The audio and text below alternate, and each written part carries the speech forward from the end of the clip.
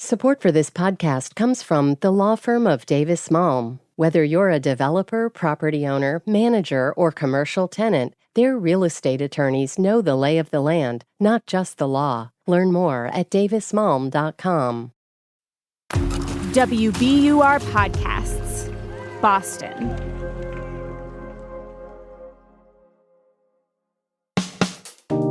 I'm Daryl C. Murphy, and you're listening to The Common.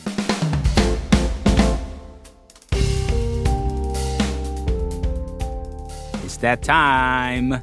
Assistant Director for WBUR City Space, Candice Springer. Hello. Hello. How's it going? How's it going with you? Great. It's going great. Listen, okay, we got to tell the people, it's been a long month here.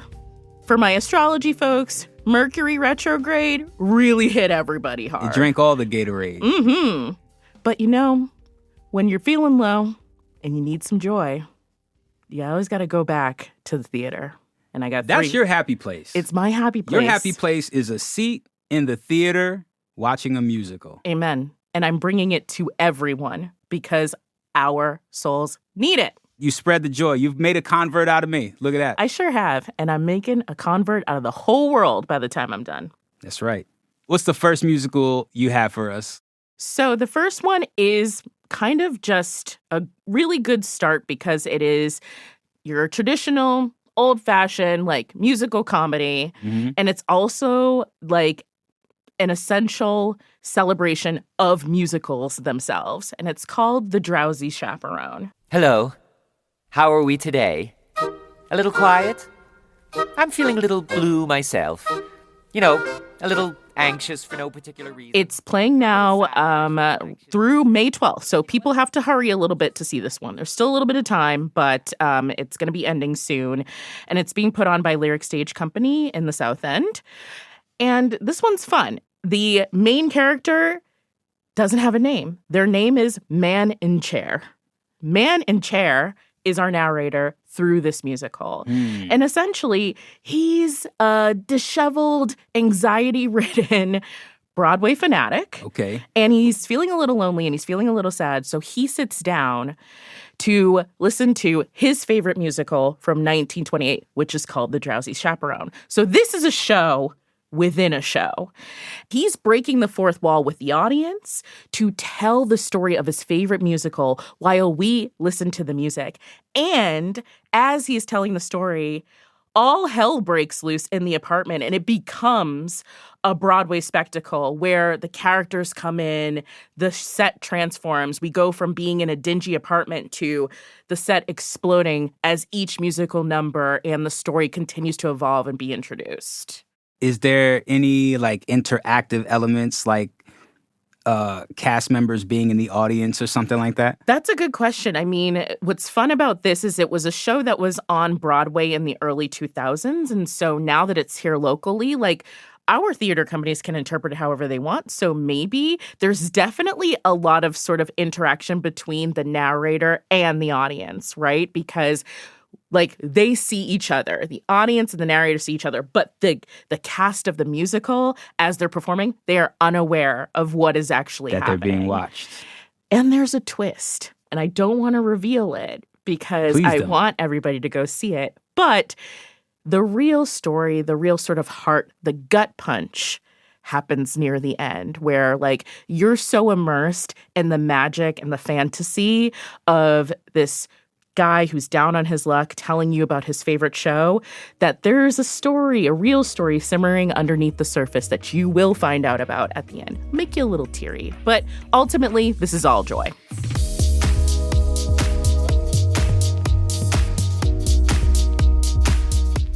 Where are we going next? All right, we're going to stay with a little comedy, but we're going to introduce some drama. I like drama. Right? Like a little drama comedy. How about that? Like a little dramedy. Dramedy, yes. So the next show is called A Strange Loop, and it's happening at the Wimberley Theater, which is in the Calderwood Pavilion in the South End. Okay. I I am a Disney usher, I'm barely scraping by. My discontentment comes in many shapes and sizes, but I woke up this morning. It is a co-production between Speakeasy Stage Company. That's your people. Those are my people. You're on the board there. You're big time over there. Yeah, helping out. And also Front Porch Arts Collective, which is a Black-owned local theater company that I love. And so they're teaming up to put on A Strange Loop, which won the Tony for Best Musical in 2022. Nice. Very recent, huge hit written by Michael R. Jackson, not the other one that you're thinking of, Michael R. Jackson. And this is another kind of like show within a show kind of thing, but it's all in the character's mind. Let me take you through it. The story centers around a theater usher named Usher. Okay. It's starring an amazing local actor who plays this character who is Black and he's queer and he's a writer and he's writing a musical about a Black queer writer who is writing a musical about a Black queer writer. Get the loop? You feeling the loop? Essentially, Usher wants to write about what it's like to travel the world in a fat Black queer body. And he's really destined to break free of his own self-perception. However, he's being interrupted at every turn by his disruptive thoughts. These disruptive thoughts are 6 actors on stage with him who are literally saying out loud everything that's going on in his head at any moment and representing feelings of self-loathing, financial anxiety, sexual ambivalence, and a whole lot more. So that's where the comedy comes in, because as Usher is trying to sort of make his way in this world, his thoughts are revealing like how much he does not have it together. And so you really go through this rooting for this character to like just sort of break free of everything that's holding him back. And it's sometimes funny, it's sometimes really sad, heartbreaking, but hopefully everybody will feel a little hope at the end. He's dealing with his doctors, he's dealing with agents, he's dealing with patrons at the theater, he's dealing with potential love interests, and a very complicated family. So this is pretty adult. I'm going to tell people right now, like, this is an adult show. Please do not bring your children. You will regret it. I mean, like, we are getting into it here, but the songs are real catchy. And I think it's going to be challenging, too, for some folks who are not necessarily in the same seat as, the main character racially or sexually.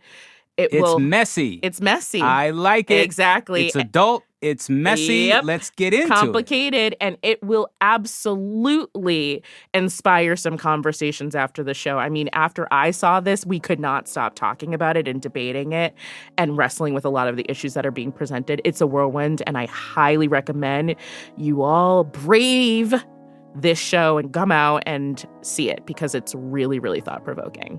All right, Candice, we're going to take a break here, but when we get back, we're going to talk about another option you have for us, and we're going to land it with City Space. Sounds great. So we'll be right back.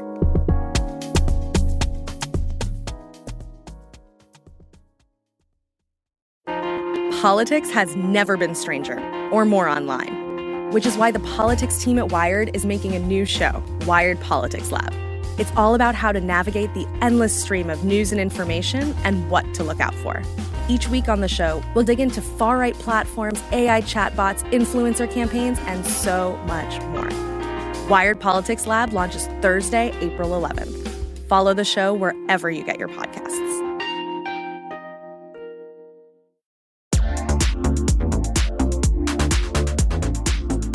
And we're back with WBUR Assistant Director for City Space, Candice Springer.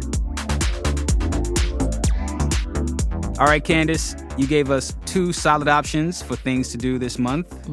Hit us with another. This one is probably the hottest ticket in town. Like, we're talking real hot. Like, burn yourself hot. Oh, I love that. That was perfect. And this is also kind of shrouded in mystery, but let's get into it. Let's do it. It's called Gatsby. Never heard of it. And I got to give you the subtitle, An American Myth. So Gatsby, An American Myth, happening at the Loeb Drama Center in Cambridge, hosted by the American Repertory Theater. And I'm sure a lot of folks are like, yeah, The Great Gatsby again. But for those who don't know, I'll just say This is the famous F. Scott Fitzgerald novel that tells the story of Jay Gatsby. He's a self-made millionaire. He's in love with a woman named Daisy Buchanan, and he's trying to pursue her after they've been years apart. They've been split apart for a while, and it's somebody that they had like a puppy love relationship. Mm-hmm. That's all I can say if you haven't seen it. But let me tell you about the drama of this musical. So, 2021, The Great Gatsby entered public domain. And a ton of theatrical companies were like, on it. Mm-hmm. And so a bunch of them have started to mount Gatsby-related shows, including one that is currently on Broadway. So what we have on our hands, Daryl, is a case of the dueling Gatsbys. Ooh. And it's been something that has been talked about a lot on the internet, and people are just salivating over the fact that they're going to literally be able to consume two major Great Gatsby musicals at the same time. One in New York, one here in Cambridge, that is likely going to New York after it leaves here, which is kind of exciting. Exciting to the point that when the American Repertory Theater put tickets on sale to the public, their site crashed. That is how popular this musical is. And let me tell you why. Big names are on this musical. The music, the score is written by Florence Welch, who is, yes, Florence Against the Machine. Florence and the Machine. Florence and the Machine. Sorry, I got my bands mixed up. That's what do you call that? That's a mashup band. Exactly. Rage Against the Machine, Florence and the Machine. We love it. But yes, so she's written the score with Oscar and Grammy Award nominee Thomas Bartlett, and the script is written by Martina Majak, who is the Tony-nominated director of Cost of Living. I'm picking up on a little bit of a darker turn, maybe, for Gatsby in Cambridge, right? And because the subtitle is an American myth, I'm picking up on that vibe. I could be totally wrong, but I'm really, really excited for this.